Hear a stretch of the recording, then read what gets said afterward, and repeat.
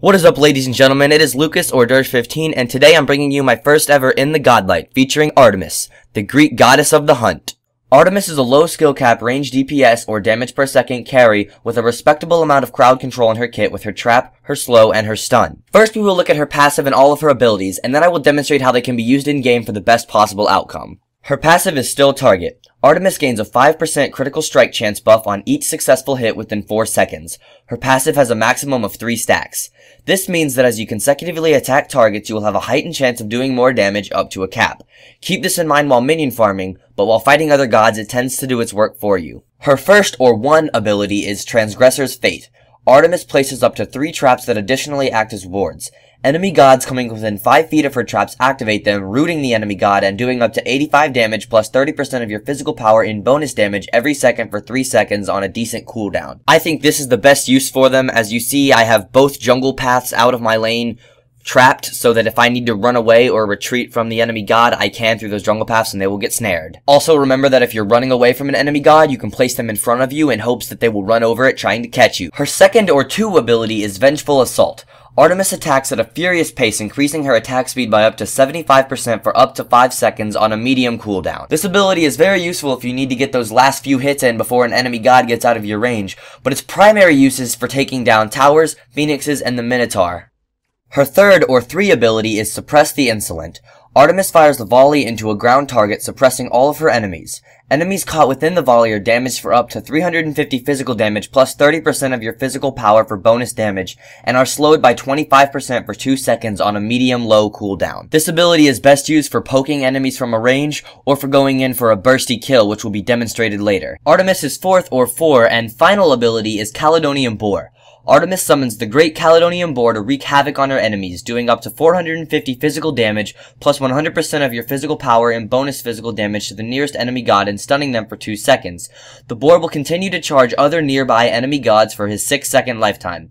Since this is her ultimate ability, it is on a fairly high 90-second cooldown. This right here is an example of an offensive play made with the Caledonian Boar, my volley, Suppress the Insolent, and my speed boost. Now, my Caledonian Boar didn't actually stun them in this segment, but I was lucky enough that they didn't run away. But most times, if you use this, the Caledonian Boar will charge straight at the enemy god, stun them up, and then you can throw your Suppress the Insolent on them and hit your speed buff, and you can kill them very, very quickly, and it is a very, very effective way to get kills.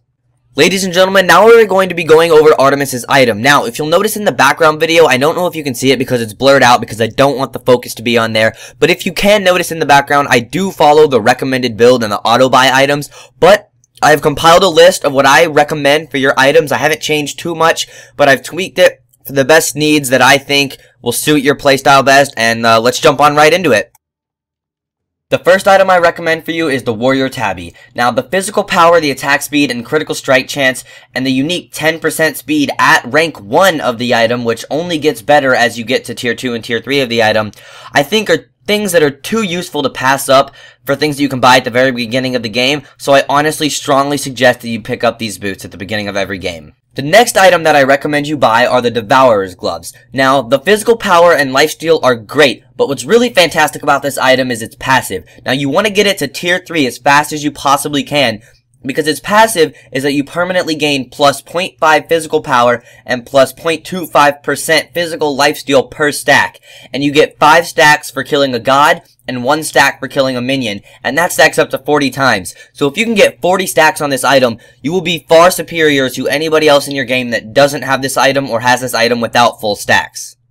The next item I strongly recommend you picking up is the Frostbound Hammer. Now, yes, the physical power and health is fantastic, but once again, the passive is what really makes this item shine. The passive is that your basic melee attacks reduce your target's movement speed by 35% for 2 seconds, and basic ranged attacks reduced by 15%. Now, obviously, only the ranged attack portion of this passive will affect us, as we are playing Artemis. However, it will be fantastic for stopping enemies from getting away, and things like that, or even chasing enemies because they can't catch you. Or, if you're running away, you can turn around and hit them once, and then keep on running. It's an all-around good utility, and adds some CC to an already crowd control heavy skill set that she has, and just makes her unstoppable. Now the next two items I recommend you get are the Executioner and the Soul Eater. Now the reason I threw these up together was because they're both in Artemis's recommended build, so I didn't really feel I needed to talk too much about them, and they aren't that special, but the Executioner gives you 30 physical power, 20% attack speed, and as a passive, the basic attacks against enemies reduce your target's physical protection by 20 for 5 seconds, and that stacks up to 3 times, and the Soul Eater gives you 15% physical lifesteal, 10% attack speed, and 300 health, and the passive is that 10% physical lifesteal and 10% attack speed to all allies within 30 feet of you. Now, these are both great items, but they aren't really that special, and I think they're just necessary base stats for you to be successful with your champion, so that's why I threw these up together, and moving on to the next item. Now that we're into the last item of my recommended build, there are 2 items that I suggest. Now the first one is the Deathbringer, and you will buy this item if you need some more kill ability, I guess. Which means you need to be able to kill them faster because you aren't getting enough kills, either because they're too tanky, or you just can't get enough hits in. Now the Deathbringer gives you plus 50 physical power, plus 20% critical strike chance, and plus 50% critical strike damage at tier 3, and as you can probably tell from those stats, it is a fantastic item. Now, the other item I recommend is for if you need some more survivability. Now, I recommend Sovereignty for this item. It will give you plus 65 physical protection, plus 450 health, and all allies within 40 feet gain a plus 30 physical protection buff. Now, this is fantastic for helping out your team, as well as giving you some extra physical protection and health to survive these later game fights. So you make your decision. If you're not getting enough kills or you're dying too much, buy the Sovereignty if you're dying too much, and the Deathbringer if you're not getting enough kills.